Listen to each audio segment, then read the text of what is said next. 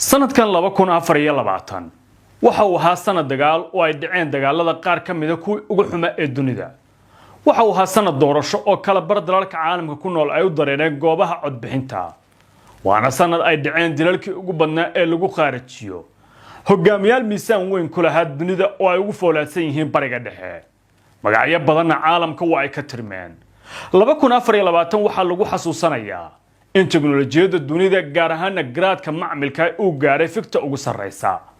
warbixinta waxaynu ku eegaynaa qaar ka mid ah dhacdooyinkii mahadhada reebay iyo kuwii ugu saameynta badnaa ee sanadka galbaday ee 2024 dunida ka dhacay.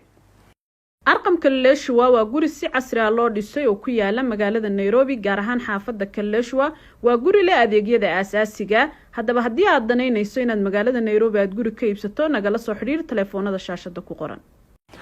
2024 kala bar dadka dunida ku nool waxay u dareereen goobaha codbixinta si ay u doortaan cidda hoggaanka u noqonaysa. 4 bilyan oo qof ayaa la rajeeyay inay codkooda dhiibteen oo sanduuqa ku hubsaday.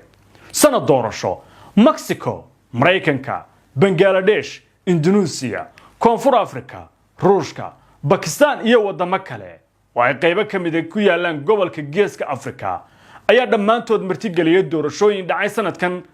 dhammaaday, taas oo ahayd waxyaabaha ugu waaweyn ee lagu xasuusanayo. dalka Hindiya oo qura waxa codkooda dhiibtay dad aan ka yarin 1 bilyan oo qof, kuwaas oo ka dhigtay dalkii ugu dimuqraadisanaa caalamka ee doorasho ay ka dhacdo.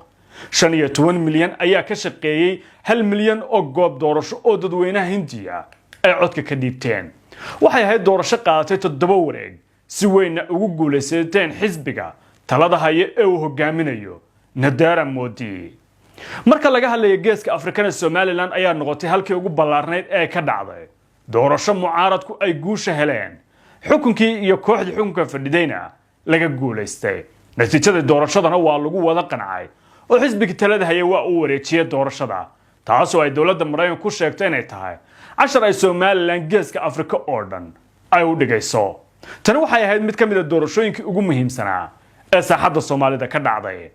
Trumpkii la wada sugayay. soo laabashadii waalida ahayd ee Donald Trump ayaa sanadkan lagu xasuusan doonaa iyo jabintii iyo ku oohintii Kamala Harris iyo Joe Biden-kii Robert ka camal ahaa. Mareykanka oo ahaa dalka dunida ugu xoogga weyn dhaqaale iyo military ahaanba waxaa sanadkan mar kale magaciisa la baray Donald Trump oo noqday madaxda tirada yar ee labada goor oo aan xiriir ahayn hogaamiyay dalweynaha Mareykanka. dunida mar kale waxaa ku soo laabtay shakhsi magaciisa si weyn loo wada yaqaan oo muuqday in caalamka oo dhan siyaabo kala duwan looga sugayay. 78 jirka maalqabeenka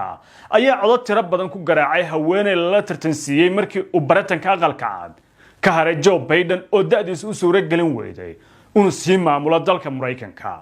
mid ka mid ah ololihii ugu xoogga badnaa taariikhda Mareykanka ayaa dhacay iyadoo lagu xasuusan doono sidii dirqiga ahayd ee madaxweyne Trump uga badbaaday isku daydil xilli uu taageerayaashiisa kula hadlayay Pennsylvania.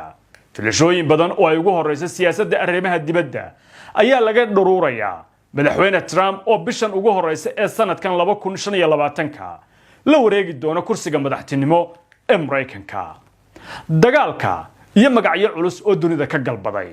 2024 bariga dhexe waxa uu ahaa kii ugu dhiig daadashada badnaa in muddo ahba. dagaalku wuxuu ka gudbay sohodimaha, waxa uu noqday mid meel walba u saameeyay ugu yaraan dal kasta oo gobolka ku yaala oo si inuu u taabtay. Israa'iil iyo Iiraan waxay ku sigteen u dhex maro dagaal buuxa kadib markii marxaladda ugu xun ay gaadhay colaadda ka dhex oogan gobolka bariga dhexe oo labaduba ay ka mid yihiin saameeyaasha ugu weyn. ururada Hamas iyo Hezbollah waxa uu sanadkan u ahaa mid ay waayeen madaxweyne saameyn culus ku lahaa siyaasadda bariga dhexe iyo hogaamintooda. waxaa dunida macsalaameeyay oo aan mar dambe la arki doonin shakhsiyaad 20 sano ee la soo dhaafay magacooda laga maqlayo warbaahinta noocyada kala duwan. dilka Ismaaciil Haniye ee Tehran, madaxii xafiiska siyaasadda ururka Hamas ayaa iba fur noqday. hogaamiyihii la loodin waayay ee Yahya Sinwar waxay ahaayeen dhacdooyin nabar iyo urku taalo ku noqday kooxaha xaqu-dirarka ee Falastiiniyiinta gaar ahaan garabka Hamas.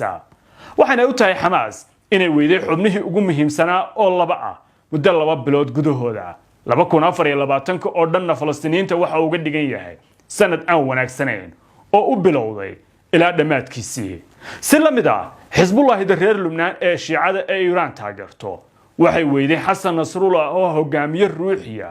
oo muddo dheer dagaal af iyo adina kala soo horjeeda Israa'iil 42 sano oo hogaaminana xasan nasrullah iyo kaadirkii ugu muhiimsanaa ee kooxdan iyana way galbadeen 3 jimcaad gudahood taas oo ina siinaysa sawira in gobolka bariga dhexe gaar ahaan Lubnaan ilaa Falastiin madaxweyne waaweyn oo kamid ah xubnaha foolaadka ee dagaalka iyo siyaasaduba ay galbadeen dhamaantood waxay sababsadeen gacanta Israa'iil oo dulkooda qorshaysay fulisayna isla bariga dhexe عندما مثلا إن مع المقاومة لقوا صعب ترى رجيم كدلك السوري يحس بجبعتك الدلك هاس كتلنا هي كنتن يصدق دي سنة إلا صور عفاي وحنا برقع الدلك هاس لقى بعصدي مدحونه دلي بشار الأسد يقوس كيسي اسل هيسية تلذ الدلك السورية وها تنقحوا تكوا دلك الروشكا لبكون أفر يلا باتنكو وحو أسد يكوح دي سيحوكم كهيستبع وقب بلامية يقو قحوتي مجنجلية دون أو سلعسان ونفتوضا وبقية ay ku nool yihiin xaafado kamid ah magaalada Moscow gaar ahaan halka lagu magacaabo Moscow City kuwa kalena wali waa la baadi goobaya 13 sano oo dalka Suuriya cagaha la galay dagaalo sokeeyo oo dadka Suuriyaanka ka dhigay qaxootiga ugu badan ee caalamka waxa talada wadankaas la wareegay hay'adda tahriir al-Sham oo hogaamiyo Ahmed al-Sharic ama Mohammed al-Golani oo ahaa mid kamid ah xubnaha loogu raadista badan yahay ee dunida malaayiin Suuriyaana ayaa ku dabaaldegay wadooyinka dalkaas markii uu waagan cusub u bariyay in madaxweynihii dalkaas oo mar loogu heesay qaa'iduna lil abad abadkii jiriyo uu dalkaasi ka carday 8 bishii December ee sanadka 2024 Bashar al-Asadna taariikhdii reer Asad waa soo gabagabowday Suuriyana waa ka xor dagaalka biyaha xiisada ka taagan biyaha badda koonfureed ee Shiinaha ay ku muransan yihiin ugu yaraan 6 dal ayaa mar kale cirka isku shareertay intii lagu jiray 2024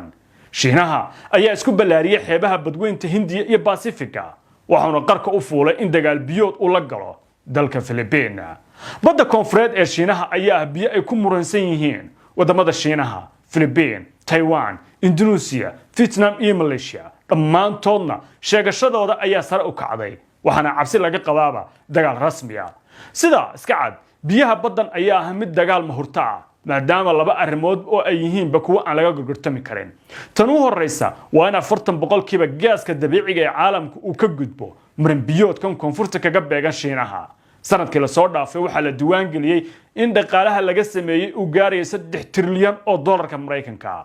waa lacag aad uga badan marin kasta oo la mid ah oo ku jiro baamu madabka badda cas ku yaala dagaal kale oo biyaha lagu daray waa mid hadda ka taagan badda cas iyo marinka ugu muhiimsan ee baawul mandab kooxda xuutiga ee dalka Yemen oo garab siinaysa kooxaha iska cabinta Falastiin ayaa noqotay kuwo ogolaanshahooda lagu maro biyaha gacanka cadmeed iyo tan cadanba xuutiyiinta ayaa hakad geliyay marin biyoodka mashquulka badan ee baawul mandab 15% saliidda caalamku ay ka gudubto duulaan xoog badan oo ay horboodayaan Mareykanka iyo Ingiriiska ayaa lagu qaaday dalka Yemen balse ilaa hadda laguma guuleysan natiijo mira dhasha Masar iyo kanaalka Suez 8 bilyan oo dollar ayuu 2024 lumiyay sabab la xiriirta go'aanka iyo waliba cunaqabataynta ay kooxda xuutigu ku soo rogeen baabul mandab taas oo ku dhawaaqay madaxweynaha Masar Abdel Fattah al-Sisi 2024 iyo Geeska Afrika sanadkan ay dhaafay 2024 waxa uu gobolka Geeska Afrika kaga tagay mahadooyin taariikhda gala waa sanad ay sameysmeen xulafooyinkii ugu badnaa ee gobolku yeesho iyadoo xiisadda juqraafi siyaasadeed ay gaadhay halkii ugu sareysay waxa uu la kowsaday sanadkan heshiis afgarad oo Addis Ababa ay ku wada sixdeen madaxweynihii dhacay ee Somaliland Muuse Biixi Cabdi iyo ra'iisul wasaaraha Itoobiya ee wali jooga Abiy Ahmed kaasoo nuxurkiisu ahaa in Itoobiya waxa laga siiyay biyaha Soomaalida heshiiskaas waxa uu dhaliyay qeeladhaantii ugu xooganayd in muddo waxana uu sababay in wadamada Soomaaliya iyo Itoobiya ay si toos ah u kala dhaqaaqaan walow hadda la gaaray dhamaadkii in ugu yaraan dhinacyadu is afgarad ay gaaraan haddana ma jirto niyad sami dhameystiran filashada wanaagsan ee sanadka 2025 sanadkan bilaabanaya ee 2025 walow la filayo inuu wato daruuro mugdi oo dunida hareyn doona haddana waxa ku lamaan filashooyin suuban waxa la filayaa in dunida uu sido saadaal wanaagsan oo dhinacyada dhaqaalaha iyo tiknoolajiyada waxa la filayaa in garaadka macmilka ah uu ka talaabsado oo uu gaaro korkac xoogan iyadoo la iqtiraaci doono robedyo dad sameey ah oo laga nasan doono hawlaha adeeg ee muruqmaalku ay qabtaan ugu dambeyntii lacagaha digitalka gaar ahaan kuwa loo yaqaan cryptocurrency ayaa sanadkan la filayaa inay sameeyaan horumar aan hore loo arag abidba lacagta bitcoin-ka oo horyaal u ah lacagahan ayaa halkii ugu sarreysay ee abid gaadha mustaqbalkeeda oo wanaagsanaa lala xiriirinaya madaxweynaha la doortay ee Mareykanka Donald Trump imaanshihiisa xukunka taas oo ka dhigan in dhinaca lacagaha cryptocurrency-ga dunida badankeed ay u guuri doonto dad badan ayaana wali haysta malaayiin koon oo ay doonayaan inay milyaneero ku noqdaan sanadka 2025 tani waa dhacdooyinka ugu waaweyn ee sanadkii 2024 uu dunida kaga tagay iyo filashada bilowga ah ee garaadka macmilka iyo lacagaha ee 2025 oo bilowgiisa la filayo haddii aad ku nooshahay Amerika, Yurub, Canada waxaad si sahlan ugu diri kartaa lacag ehelkaaga iyo asxaabtaada adigoo isticmaalaya adeegga PC waxayna toos ugu dhacaysaa adeegyadan kala ah EVC, Zad, Sahal iyo M-Pesa ballanteenu waa PC